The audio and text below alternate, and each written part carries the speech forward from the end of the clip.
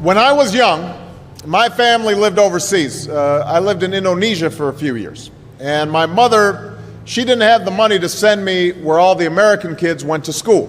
But she thought it was important for me to keep up with an American education. So she decided to teach me extra lessons herself, Monday through Friday. But because she had to go to work, the only time she could do it was at 4:30 in the morning. But whenever I'd complain, my mother would just give me one of those looks and she'd say, "This is no picnic for me either, Buster." So I know that some of you are still adjusting to being back at school, but I'm here today because I have something important to discuss with you. My father left my family when I was 2 years old, and I was raised by a single mom who had to work and who struggled at times to pay the bills and wasn't always able to give us the things that other kids had. There were times when I missed having a father in my life. There were times when I was lonely and I felt like I didn't fit in. So I wasn't always as focused as I should have been on school. And I did some things that I'm not proud of. And I got in more trouble than I should have. And my life could have easily taken a turn for the worse. But I was lucky. I got a lot of second chances. And I had the opportunity to go to college and law school and follow my dreams. My wife, our First Lady, Michelle Obama, she has a similar story. Neither of her parents had gone to college, and they didn't have a lot of money. But they worked hard, and she worked hard so that she could go to the best schools in this country. Some of you might not have those advantages. Maybe you don't have adults in your life who give you the support that you need. Maybe someone in your family has lost their job, and there's not enough money to go around. Maybe you live in a neighborhood where you don't feel safe, or have friends who are pressuring you to do things you know aren't right.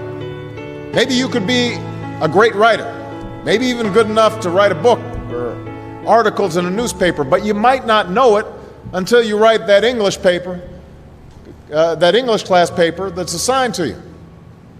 Maybe you could be an innovator or an inventor, maybe even good enough to come up with the next iPhone or the new medicine or vaccine, but you might not know it until you do your project for your science class.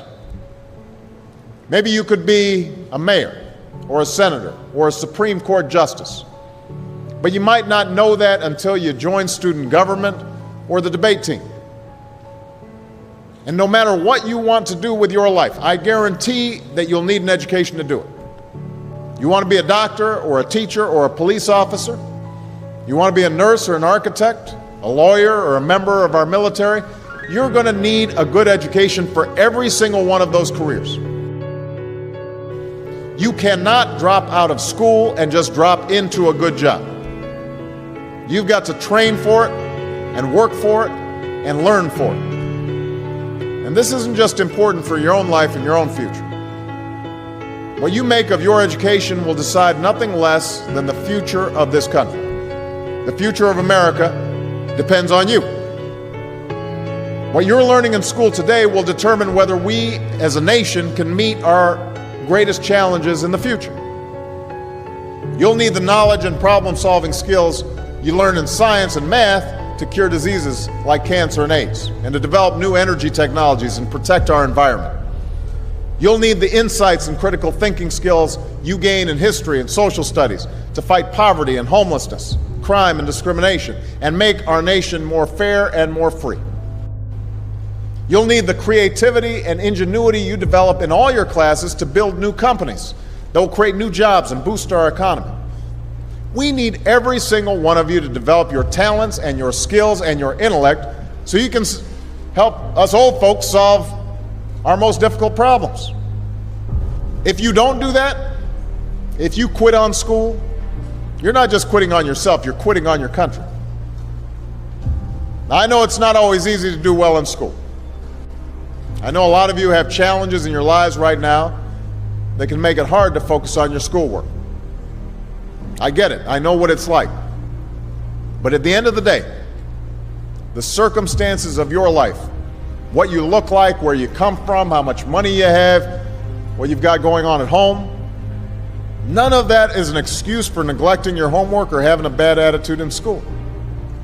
That's no excuse for talking back to your teacher or cutting class or dropping out of school. There is no excuse for not trying. Where you are right now doesn't have to determine where you'll end up. No one's written your destiny for you. Because here in America, you write your own destiny. You make your own future. That's what young people like you are doing every day all across America. And that's why today I'm calling on each of you to set your own goals for your education and do everything you can to meet them. Your goal can be something as simple as doing all your homework, paying attention in class, or spending some time each day reading a book. Maybe you'll decide to get involved in an extracurricular activity or volunteer in your community. Maybe you'll decide to stand up for kids who are being teased or bullied because of who they are or how they look.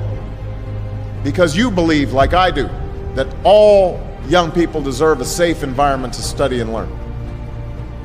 Maybe you'll decide to take better care of yourself so you could be more ready to learn. But whatever you resolve to do, I want you to commit to it. I want you to really work at it. I know that sometimes you get that sense from TV that you can be rich and successful without any hard work. That your ticket to success is through rapping or basketball or being a reality TV star. Chances are you're not going to be any of those things.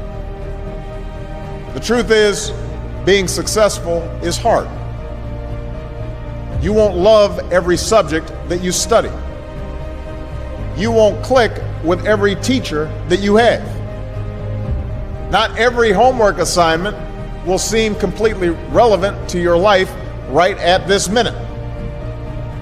And you won't necessarily succeed at everything the first time you try. That's okay. Some of the most successful people in the world are the ones who've had the most failures. J.K. Rowling, who wrote Harry Potter. Her first Harry Potter book was rejected 12 times before it was finally published. Michael Jordan was cut from his high school basketball team. He lost hundreds of games and missed thousands of shots during his career. But he once said, "I have failed over and over and over again in my life, and that's why I succeed." These people succeeded because they understood that you can't let your failures define you. You have to let your failures teach you. You have to let them show you what to do differently the next time. So if you get into trouble, that doesn't mean you're a troublemaker. It means you need to try harder to act right. If you get a bad grade, that doesn't mean you're stupid. It just means you need to spend more time studying. No one's born being good at all things. You become good at things through hard work. You're not a varsity athlete the first time you play a new sport. You don't hit every note the first time you sing a song. You've got to practice. The same principle applies to your schoolwork. You might have to do a math problem a few times before you get it right. You might have to read something a few times before you understand it. You definitely have to do a few drafts of a paper before it's good enough to hand in. Don't be afraid to ask questions. Don't be afraid to ask for help when you need it. I do that every day. Asking for help isn't a sign of weakness, it's a sign of strength. Because it shows you have the courage to admit when you don't know something, and that then allows you to learn something new. So find an adult that you trust, a parent, a grandparent, or a teacher, a coach, or a counselor, and ask them to help you stay on track to meet your goals. And even when you're struggling, even when you're discouraged, and you feel like other people have given up on you, don't ever give up on yourself. Because when you give up on yourself, you give up on your country. The story of America isn't about people who quit when things got tough. It's about people who kept going, who tried harder, who loved their country too much to do anything less than their best. It's the story of students who sat where you sit 250 years ago and went on to wage a revolution, and they founded this nation. Young people.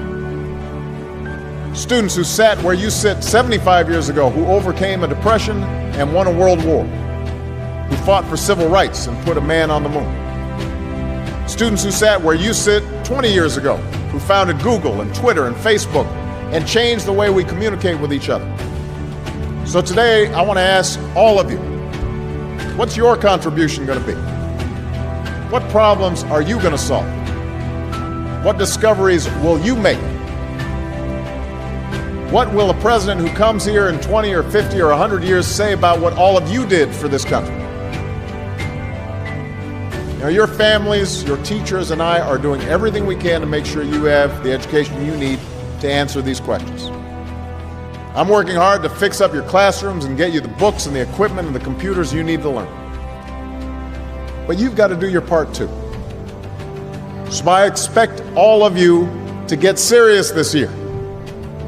I expect you to put your best effort into everything you do. I expect great things from each of you. So don't let us down. Don't let your family down or your country down. Most of all, don't let yourself down. Make us all proud.